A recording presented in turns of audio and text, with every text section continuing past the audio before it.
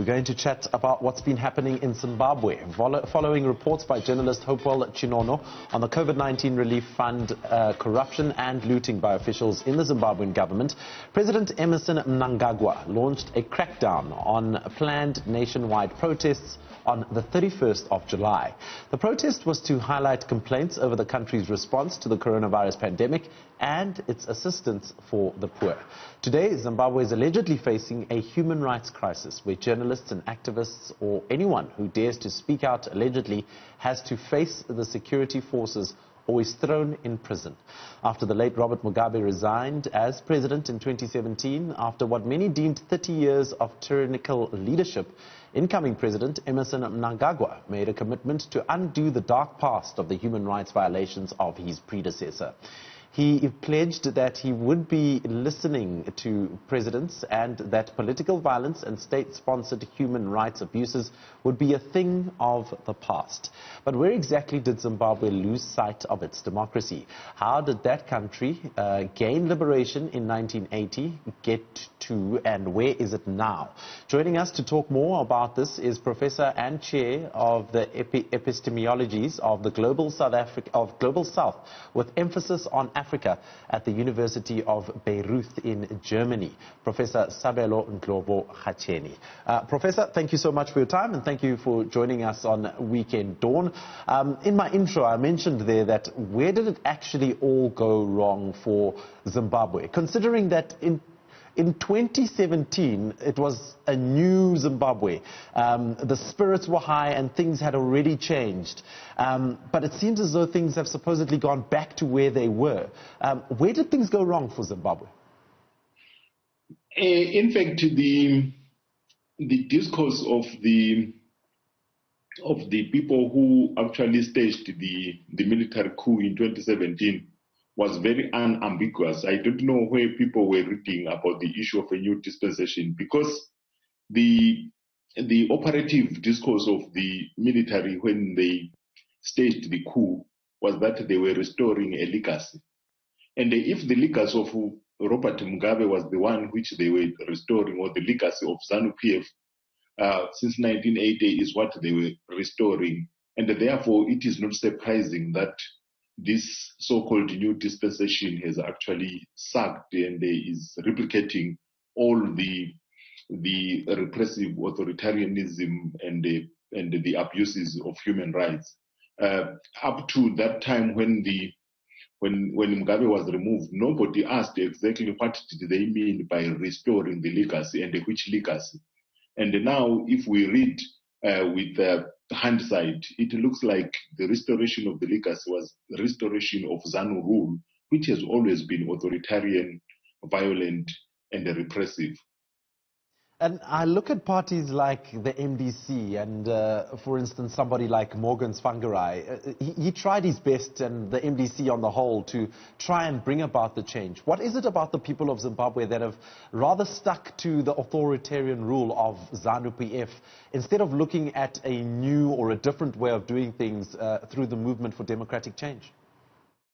I think the major problem is not actually with the people, is actually with the governance matrix in Zimbabwe, where the state, the party, and the rulers are actually conflicted into one fearsome authoritarian political formation, whereby even elections become just a routine every 5 years, but the outcome is predetermined. So people vote every 5 years in Zimbabwe, but the issue of voting 5 years in Zimbabwe, as long as the incumbent, those in power, control the electoral bodies, control the military, control every state institution. And you must remember that the current president of the country actually came out saying, we are the government, we are the police, we are the courts, we are everything. And in such a type of a political formation, it is very hard to have an alternative, because the alternative is always dead before it is born. When I look at the situation that's currently happening now with Hopewell Chinono, the journalist that has recently been denied bail for bringing out or allegedly bringing out things that might have happened in Zimbabwe within government. Of course, those are all hearsay, or those are all just rumors at the moment because they haven't been proven. It seems as though this authoritarian rule from the past has just slid into the new powers that are in Zimbabwe, and it seems that they're going with the story of nothing's wrong in Zimbabwe, everything is okay in Zimbabwe. The only thing that's stopping people from moving around is the COVID-19 restrictions. Where does the change then come? Where does a country like South Africa come and help a country that is clear and determined to be helped, but government is stopping that from happening? I think at the first level, the issue of change coming from outside ZANU-PF has actually proven to be a bit difficult. As you can see from the change, the repetition without change, which happened in 2017, it was actually an internal issue of ZANU-PF. And up to now, people, I think they are banking on the change coming from inside.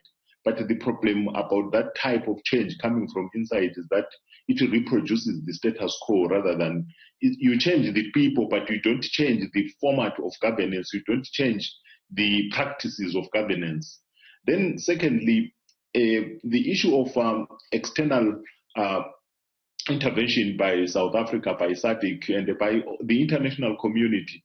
I think there is room for really to put pressure on the regime in Harare to respect the human rights, to actually rule in accordance with the SADC protocols.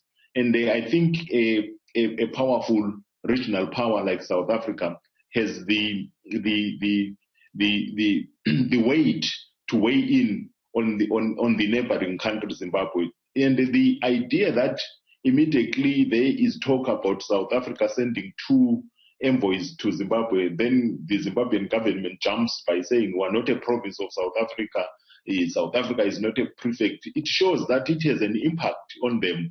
That is like people who are panicking, and then when they are panicking, they then shout the loudest. But that must not stop South Africa from intervening, because the issue is not really, it's a combination of issues.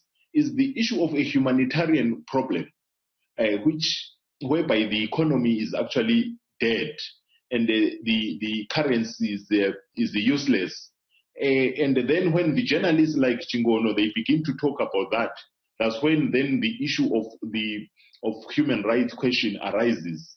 But it's a combination of a deep humanitarian crisis taking place within a context of COVID-19, within a state which is taking advantage of the COVID-19 to clamp down more on the remaining small democratic spaces in Zimbabwe.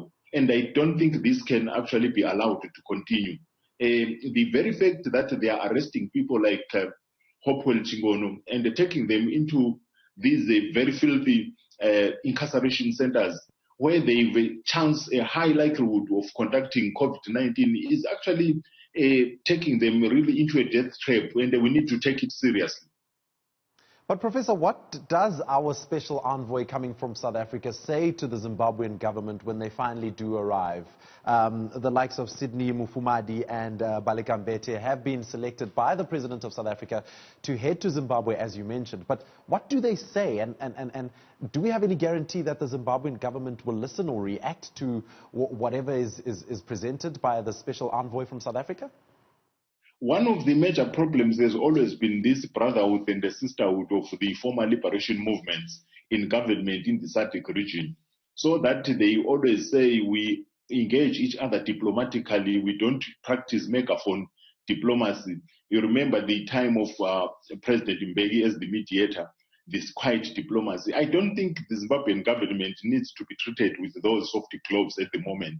It is actually proving to be a cabal which is looting everything and is actually detaining everything and closing every space. And I think we need to escalate.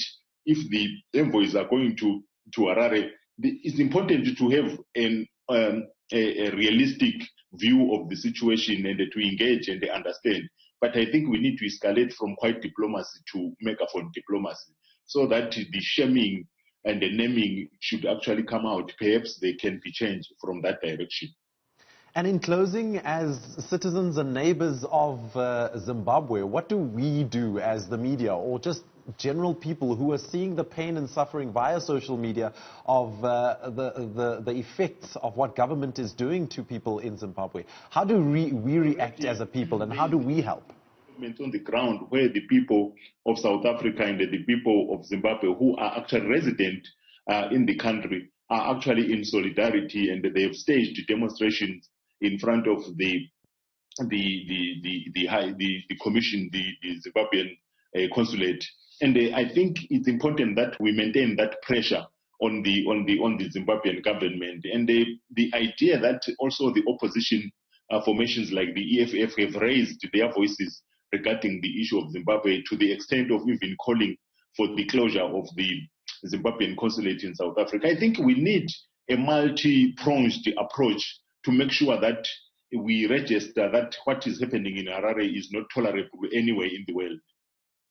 All right, Professor Sabelo Ndlovu-Gatsheni, thank you so much for your time. Professor and Chair of the Epistemologies of the Global South Emphasis on Africa at the University of Bayreuth in Germany. He was just talking to us a little more about how Zimbabwe got to where they are now, and how we as South Africans or neighboring countries will be able to help many Zimbabweans who are said to be suffering on the ground there as they grapple with the COVID-19 pandemic as well.